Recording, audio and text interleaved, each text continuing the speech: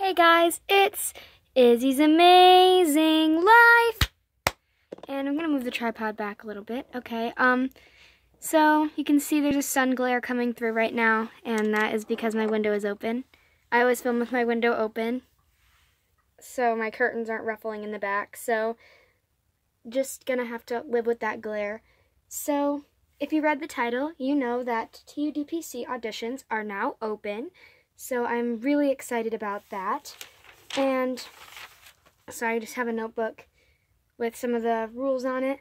So if you don't know what TUDPC is, that is my photo contest that I run. I know I'd be starting it in February, and I was forcing myself to take a break and blah, blah, blah. I took a week break. That's the longest break I've ever taken from it. I mean, besides like that month period where I just like couldn't possibly upload because my phone was having storage issues. So, let's get into the rules for this photo contest. So, let's start with the things you have to submit for the photo contest.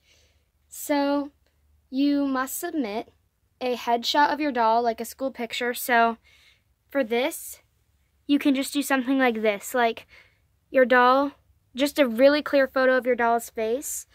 You don't have to use any editing. I wouldn't like for you to use any editing. Besides, like, cropping the photo, like, I would maybe crop the sides and the top a little bit so I could get a clearer view of her face. So, just, like, just get a nice, clear view of your doll's face. It does not have to be a good quality photo. Try to make it a good quality photo, but I don't want you to go above and beyond and use any editing or anything, because I want it just as pure as it can be. And also, and this is just to get a good shot of your doll's face, your model, I guess. And then you need a creative photo of your doll taken to the best of your ability using any editing software you like. So this is just a really good, nice photo that you think can get you into the contest.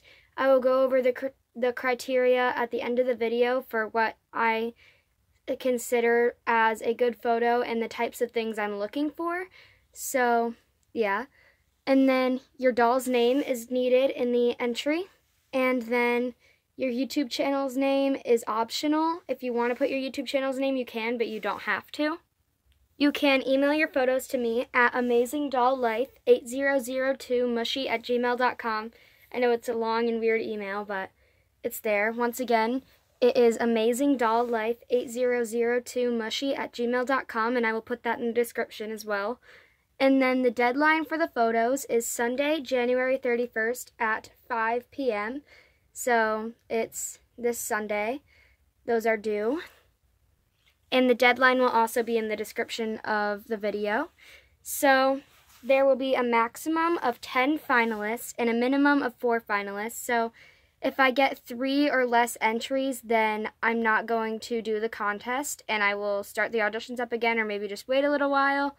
But I've never gotten less than 5, so I think that will be good.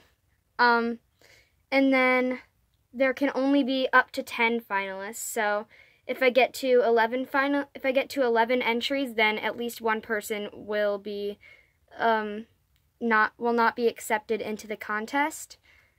And you must choose one doll to be the main subject of all your photos, and you can still have other dolls in the photos though.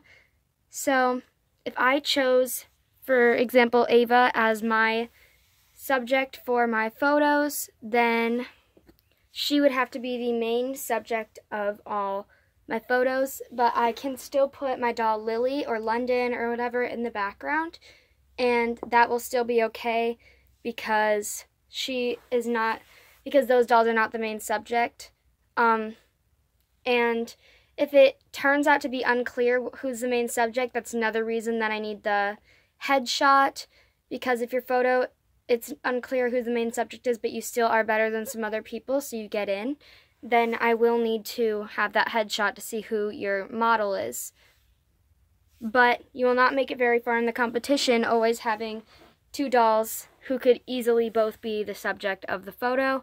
So if I had Ava as my main subject, then I would have to put Lily like in the background or just in a space where it's obvious that she's not the main subject. And you are encouraged to have other dolls in the photos if it suits it. Like for Pajama Party was the most recent theme, then that was encouraged to have other dolls in the photos. And I think that both people in that contest did a really great job with making it so their dolls were still the main subject, but there were other dolls in the photos that contributed to it. So parties and things are the kinds of things where you are encouraged to have more dolls. And then you can have any type of 18-inch doll in your photo, boy or girl, but they can only be 18 inches. They can only be 18 inches tall, no taller, no shorter. So they can only be 18 inches, guys. So that is brands like American Girl, Our Generation, My Life, Girlfriends. I'm sure there's other ones. What's the one? I cannot remember the brand. There's Kindred Hearts. There's another one though. And there's Journey Girls, and then there's another one that my friend has, but I cannot remember the brand, but the dolls are really pretty.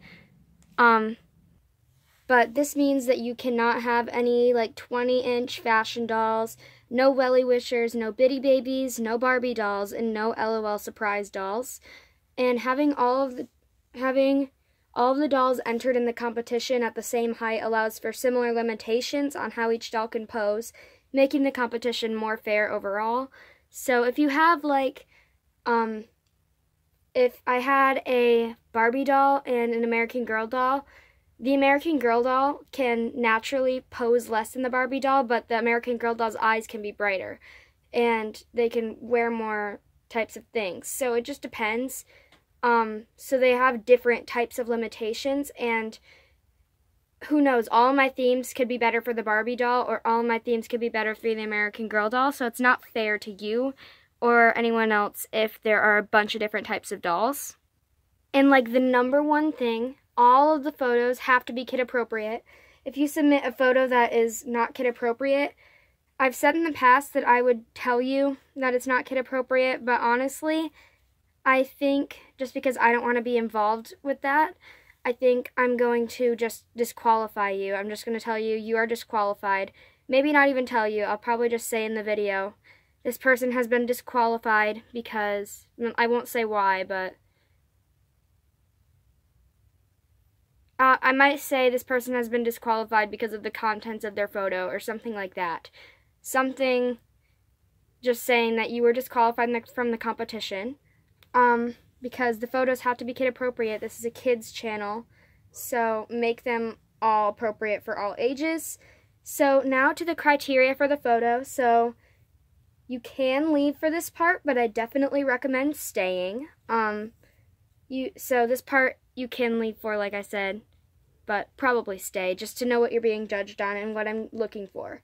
So your photos will be judged on the creativity of the photo, for one. And that is kind of the just overall creativity of your photo. How it applies to the theme. So once again, that is how it applies to the theme. If you choose Pajama Party and you have your doll dressed up formally, that's not working. That's not applying to the theme. Photo quality. So if your photo is super blurry, sometimes grainy, but that's only really if it's caused by the lighting and it's like overly grainy. But I'll say grainy for a lot of photos, but honestly, it doesn't take away from the photo too much, but blurry is a big thing if it's like shaky camera everywhere.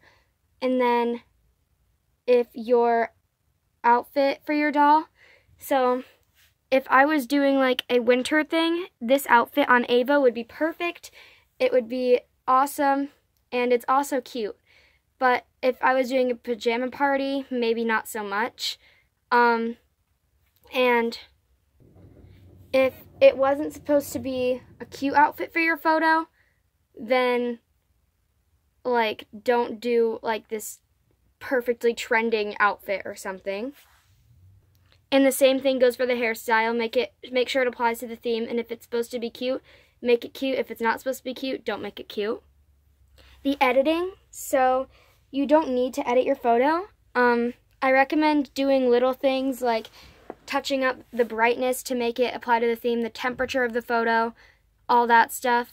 But you don't have to edit in, like, You don't even have to do that part if you think your photo is perfect how it is, but you don't have to edit your doll into like a snowy background or something. A lot of times it doesn't work out, so I wouldn't say do that, but I don't recommend doing that. But if you think it's going to work really well for you, then that could score you higher on the editing portion. And then next is environment. So this is kind of like, do you have a pretty background that complements your doll and complements the scene? Or is it not supposed to be a pretty background? Is it supposed to be a drab photo? Make it a nice, dingy looking background. Or if it's supposed to be a sad photo, make it like dark and gray. Something that works well with the photo. And then the focus. So this is, does my eye go to the doll? Does it go to the doll? If my eye doesn't go immediately to the doll, then that is a problem. My eye needs to go immediately to the doll you chose. So if I choose Ava, my eye needs to go immediately to Ava. But I could also be able to, once I look around the photo, appreciate the rest of the photo and all the details in it. So those are kind of the things that I'm looking for, like individual things. And then just some things that might be good for your entry photo to get you in are if you have any of these very heightened. So if you're amazing in all of these areas, you're probably automatically going to get in.